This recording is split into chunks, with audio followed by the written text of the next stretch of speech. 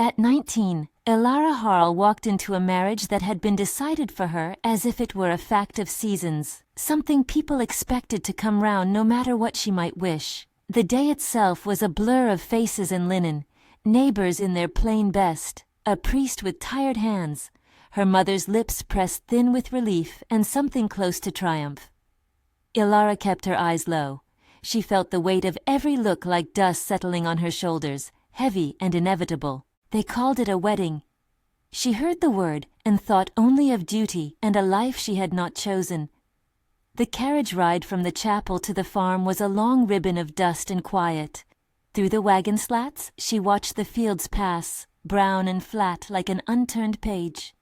Her hands, which had once stitched collars and folded linens with care, clenched at her skirts until the fabric creased white beneath her fingers. In the corner of her mind, a small stubborn hope flickered, and was immediately smothered by the reality of how she had been bargained for. A match made to settle debts, to calm a household, to tether a daughter whose mother fretted for security. Calder Bricks met her at the gate with a silence that did not strike her as cruel. He was not a man of grand words. He had the look of someone whose life belonged to the land, broad palms, the soft scars of rope and soil on his knuckles, a scent of smoke about him, as if the chimney had long been his companion. His clothes made no show. His hands told the story he did not voice. The villagers nodded approval. A few offered congratulations that carried the thin edge of relief, as if some risk had been removed from the ledger of the town. The first night in a house that was not hers was the moment everyone expected would break her. In the low light of the small bedroom, with the wind making a steady sound through the cracks and the moon slicing the shutters into stripes, Elara braced for humiliation, for a man who would take as custom allowed. She had rehearsed anger, resistance, even the sharpness of pleading. She had imagined the worst. What she had not imagined was gentleness. Calder closed the door softly. He did not hurry toward the bed. He set down two small things on the washstand, a loaf of bread wrapped in cloth, warm still from the oven, and a narrow scrap of paper with a few words, his handwriting steady and plain. He did not touch her without invitation. He washed his hands at the basin and sat on the far edge of the room, not near enough to crowd, not distant enough to be indifferent. The room smelled of flour and smoke. Elara could feel the wind sliding along the rafters. "I won't force you," he said, as if reciting something essential. His voice was low, without flourish. "Not now, not ever." She stared at him. Those words, so simple, fell among the pieces of her fear like rain on dust. He did not say it with dramatic apology, or a speech meant to absolve the arrangement that had brought them together. There was no attempt to make a joke of it, no suggestion that the matter could be dismissed. He said it as fact, and then, because his mouth had found the shape of care, he added, "You'll have the bed, I'll—" He paused, choosing his manner as though selecting tools for honest work. "I'll sleep in the chair by the hearth. If you want me near, call." He set his chin and looked at last directly at her.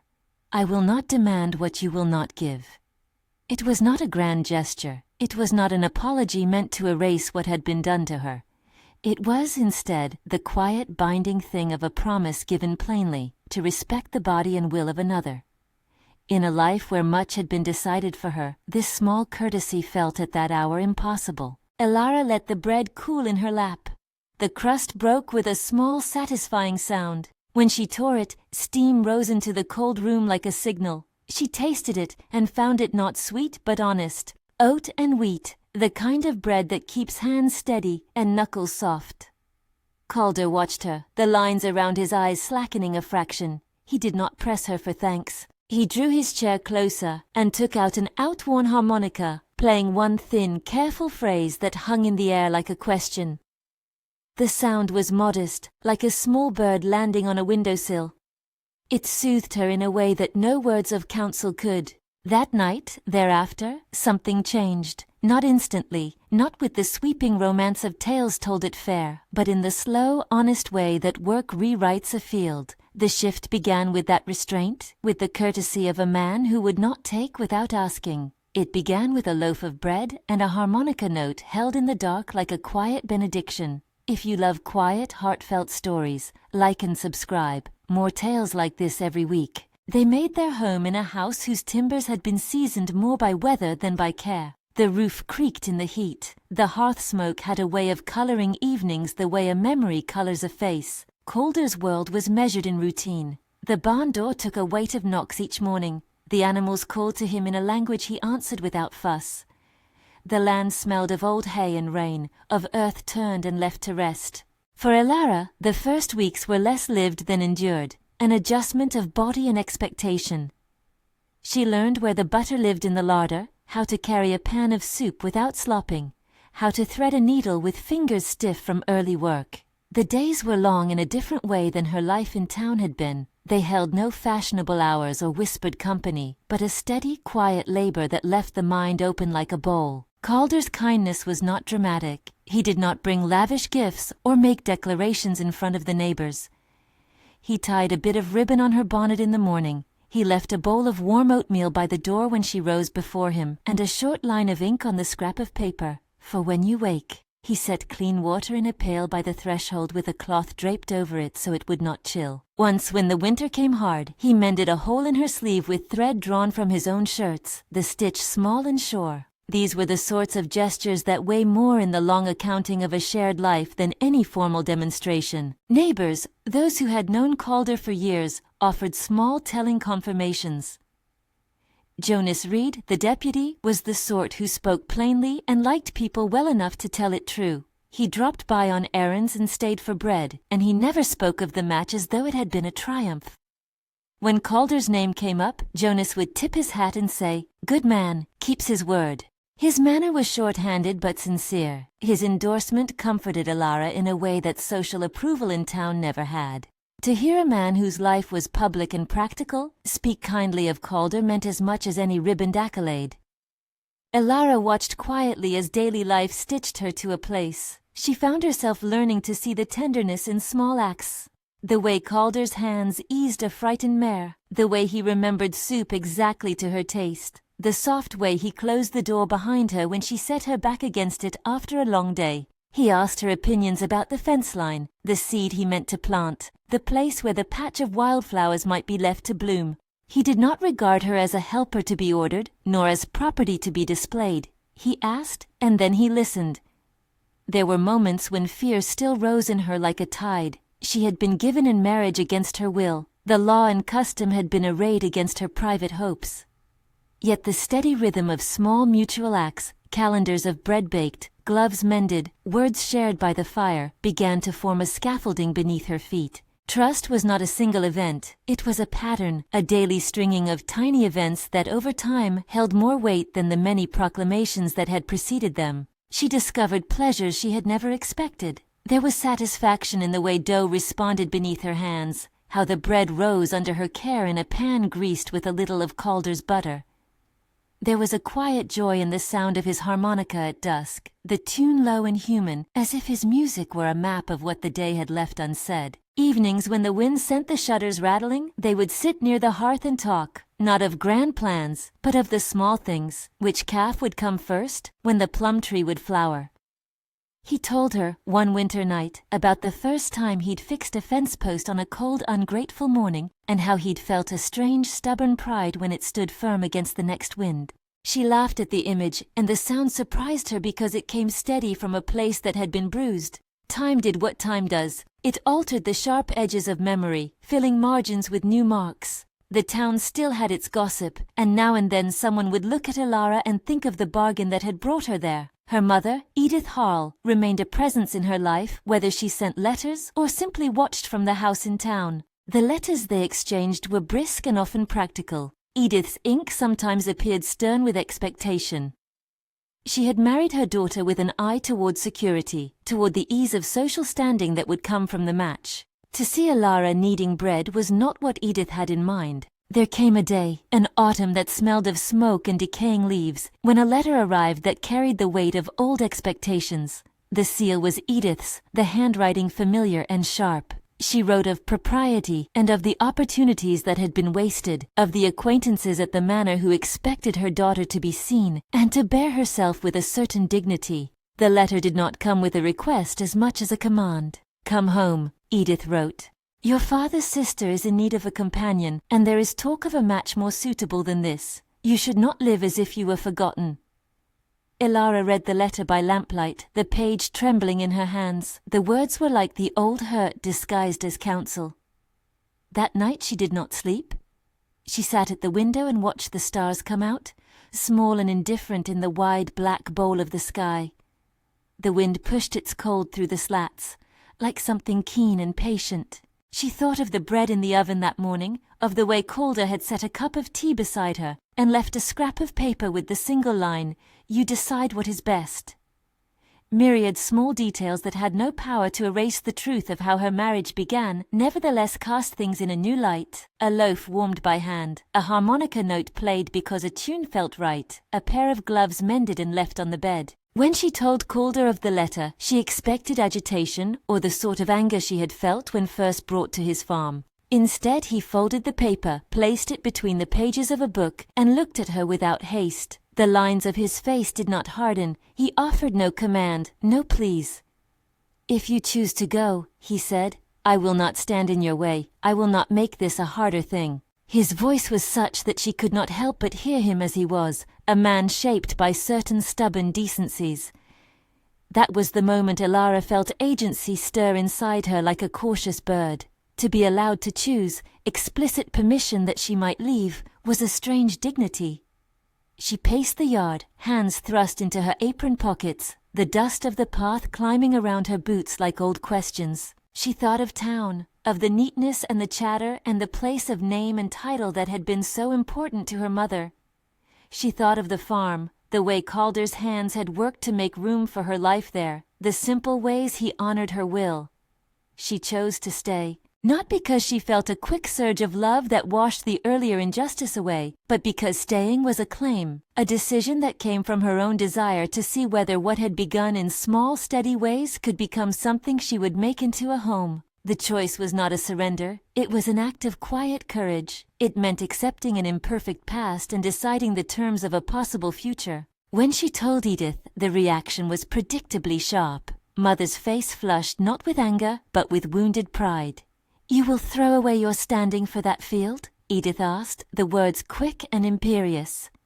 She stood in the doorway of Calder's kitchen, a woman who had been used to particular lights and certain fabrics, and she looked ill at ease among pans and sacks of grain. The loft of the house had no chandeliers, no waiting servants. Edith's fingers found the edge of the table as if to steady herself against the reality. Elara did not raise her voice. She spoke of the bread Calder had taught her to make, and of the hands that, early in the mornings, brought water when the frost had bit the pipes. She spoke of the way a man had learned to be patient, and how that patience had taught her to trust the day. "I was not given a choice before," she said quietly, "but I have one now. I chose to stay because I think I can build a life here that is honest. I will not go simply because you say to." Edith's anger softened, not entirely, but enough to reveal fear underneath. Her hurt was not only about status, it was about the recognition that she had asked something of her daughter without measuring the cost. She had believed stubbornly that she had done right. Seeing her daughter standing steady, Elara's eyes clear as winter water, made Edith's resolve tremble. There came a day not long after when Edith, who had always been quick to judge, stayed longer than she had planned. She sat by the hearth as the kettle sang, fingers pressed to a mug, watching Elara feed a newborn lamb that had been found shivering by the hedge. Calder knelt close, his hand steady on the animal's spine, and when the lamb took the milk, its ribs smoothing under the fluff, Edith's eyes filled. The sight unspooled something in her heart. It was not the glamour of town she had wished for her child. It was the honest care that she had not known she needed to witness. "You kept her safe," Edith murmured to Calder later, the phrase simple and halting, a woman finding her way through new admission. He brushed the dust from his palm and did not spin speeches. "We do what we can," he said. Edith's next letter was different, shorter, honest in a way the previous ones had not been. She apologized for her harshness. She said she had been afraid, and that fear had been mistaken for clarity. There was still worry in her syntax. Habit does not change in a single breath. Yet the note ended with, "You have made your place. I see it now." After that, life folded into itself with the rhythm of seasons. Winter thawed into a spring that surprised everyone with early crocus and a sky that seemed to wash itself anew. A daughter to the neighbor brought a basket. Calder's harmonica sang lighter tunes, and the farm hummed like a living thing that had learned to breathe. The calf's birth that spring, a small bright life slipping into the world, pressed a kind of blessing across the fence line. Elara stood with her sleeves rolled, hands wet and smelling of hay, and when the calf found its mother's warmth, she felt something in her chest that was larger than any bargain or obligation, the sense that she belonged somewhere because she had helped to make that place whole. Love, over time, settled in the house like a familiar scent. It did not arrive as a thunderclap. It came as a series of choices that auditioned for permanence, sharing the last piece of bread, mending a coat with fingers that had once been rough with work, admitting to fears and listening when they were voiced. There were moments of awkwardness, of discovery and of learning how to touch without asking permission too often and without assuming. There were days when Elara wondered if she was making too much of ordinary kindness. There were afternoons when Calder would disappear into the field and return with a single sprig of something green, which he would tuck into her hair, and she would laugh because the gesture was so plain and immediate that it felt like a private joke between them. The rain came one late summer afternoon, like a hand sweeping the dust from the lanes. It began as a sigh, and then became a steady rhythm, a curtain of water that softened the world and set the chickens to scolding under the eaves. Elara stood at the doorway, sleeves rolled, hair damp at the temples, watching the field turn dark and fragrant under the shower. Calder leaned in the doorway beside her, his profile a silhouette of familiar angles. For the first time she noticed the way the rain made his skin shine, the line of his forearm as he rested casually. "You should take that coat," he said, nodding toward the shed where a weathered cloak hung. She wrapped it around her shoulders, and he helped with the tie at the front, their fingers brushing. The touch was ordinary and electric, and entirely their own. Words came then, not long or flashy, but true. "I did not ask for this," Elara said, meaning the marriage and all that had led to it. "But I do not think I could have found gentleness if I had been searching for it in the places I once thought to look." Calder's face changed a little, relief and something like reverence crossing him. He stepped closer until the rain was the only sound left, and the world beyond the doorway blurred into a wash of green and gray. He took her hand in both of his, as if to steady something delicate. "You have always been yours," he said. "I am glad you stayed." Their kiss that day in the rain was not the fevered thing of novels, but a careful mutual sealing of a path they had chosen together. It had a gentleness that matched the rest of their life, aware, consenting, and utterly real. They came in dripping and laughed at the puddles on the floor, shaking the rain from their sleeves as if to chase the last of the old fears out into the yard. The house felt smaller then, not in a stifling way but in a way that invited closeness. The seasons went on. The calf grew and learned to follow the mare, and the plum tree bore fruit that summer that was sweeter than any Elara remembered. There were times of hardship, rotten harvests, a fever that took a neighbor for a week. But the work that binds people does so with a kind of faith, shared labor, shared worry, shared bread. On evenings when the wind went thin through the fence posts, Calder would take the harmonica and play the tune he had once played on her wedding night, and she would fold her hands in her lap and think of the slow miracle of ordinary days made holy by respect. Years later, when the village told the tale, because people always tell tales of how things came to be, it was never of a sudden sweeping romance. They told of a young woman who had been forced into marriage and of a man who, on that first night, chose restraint over taking. They told of the small acts, a loaf of bread left on a table, water set by the door, a pair of gloves mended and tucked away. They told of a woman who took her life into her own hands and chose to stay, and a mother who learned to look with different eyes. They told of a quiet house by the fields where a harmonica's song threaded through the evenings. Elara's hands changed with the years. The knuckles filled, the lines deepened, but they learned tenderness in the work of caring.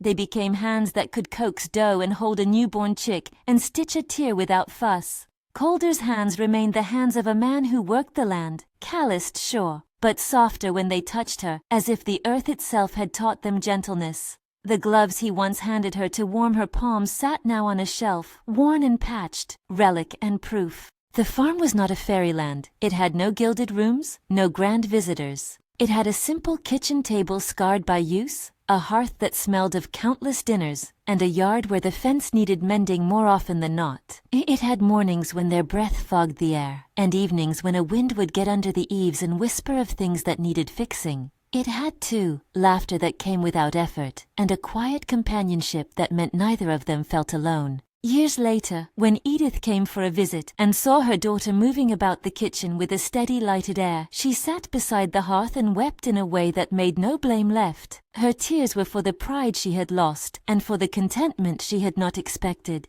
She had come to see if perhaps the village had been right and her daughter had wasted herself on a field.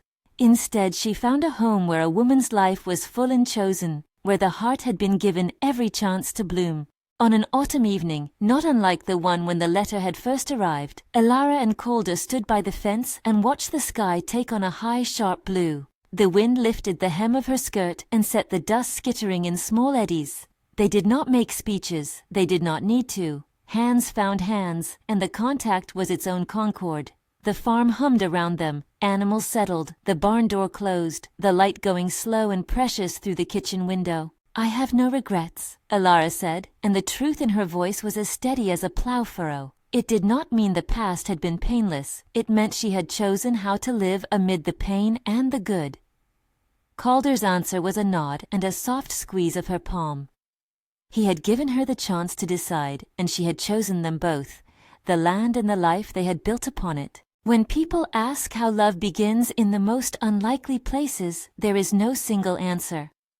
For Elara and Calder, it began in restraint and bred, in the small daily courtesies of a man who would not claim what was not freely given, and in the courage of a woman who, when finally allowed to choose, chose a life by hands that worked the land. Love came as an accumulation of days tenderly kept, a harvest of small acts that mattered more than any grand gesture. And so the house by the field remained, seasons folded into one another. A calf returned each spring, and the plum tree shed and regained its leaves. The harmonica continued to sound at dusk, and the bread kept being baked at the same old table. The story that began with a forced march down an aisle did not conclude with a tidy moral. It concluded with a life earned, one decided upon by two people who learned, slowly and with patience, to be kind and to be chosen. Do you believe love can grow from the most unlikely places? Tell us in the comments.